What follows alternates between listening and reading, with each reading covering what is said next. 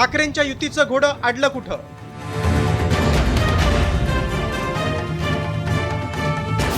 प्रभाग रचना जाहीर, युतीचा निर्णय कधी?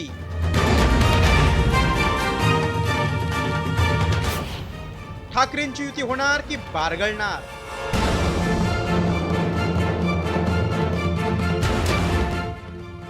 ठाकरे बंधू एकत्र येण्याच्या चर्चेनंतर आता दोन्ही पक्षांच्या नेत्यांचं आणि कार्यकर्त्यांचं मनोमिलन सुरू झालंय.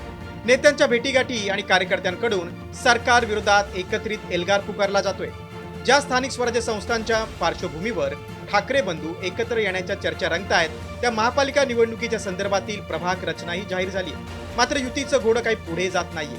आता त्यामागची कारणच मनसे आणि ठाकरे गट सांगते. निवडणुका कशा प्रकारे लढायच्या, कोणाबरोबर लढायच्या, स्वतंत्र लढायच्या का नाही, त्या संदर्भात पक्षामध्ये चर्चा सुरू आहे.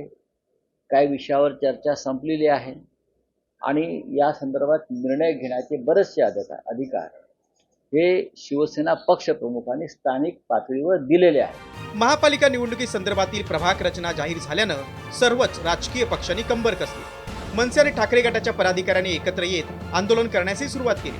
त्यामुळे नेत्यांचं आणि कार्यकर्त्यांचं मनोमिलन झालं असलं तरी युतीबाबत चर्चा आणि प्रस्ताव कधी पाठवला जाणार याची माहिती विश्वसनीय सूत्रांनी दिली.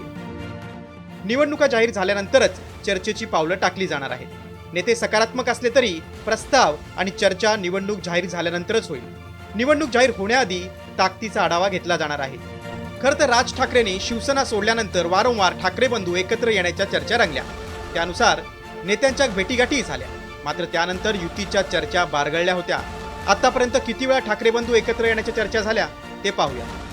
2012 बाळासाहेब ठाकरेंच्या निधनानंतर ठाकरे बंधू एकत्र येण्याची चर्चा होती. 2016 मुंबई महापालिका निवडणुकीपूर्वी ठाकरे बंधू एकत्र येण्याची चर्चा होती, मात्र प्रस्ताव आला नाही. 2019 विधानसभा निवडणुकीपूर्वी पुन्हा ठाकरे बंधूंच्या युतीची चर्चा होती. 2024 विधानसभा निवडणुकीनंतरही ठाकरे बंधूंच्या भेटीगाठी वाढल्या होत्या. 2025 राज आणि उद्धव एकत्र येण्याच्या चर्चांना खुद्द ठाकरे बंधूंकडून दुजोरा मिळालाय. युती संदर्भात दोन्ही पक्ष सकारात्मक असले तरी ठाकरे गटानं एक पाऊल पुढे टाकत 12 शिलेदारांवर विभागनिहाय जबाबदारी दिली. तर राज ठाकरेंनी बैठक घेत चाचपणीचे आदेश दिले. एकूणच एकीकडे युतीच्या चर्चा सुरू ठेवून स्वतंत्र चाचपणी सुरू ठेवल्याचं चित्र दिसत असल्यानं युती प्रत्यक्षात येणार की आधीप्रमाणेच युतीच्या चर्चेचं गुऱ्हाळ सुरूच राहणार याकडे राज्याचं लक्ष लागलंय. ब्युरो रिपोर्ट, साम टीव्ही न्यूज.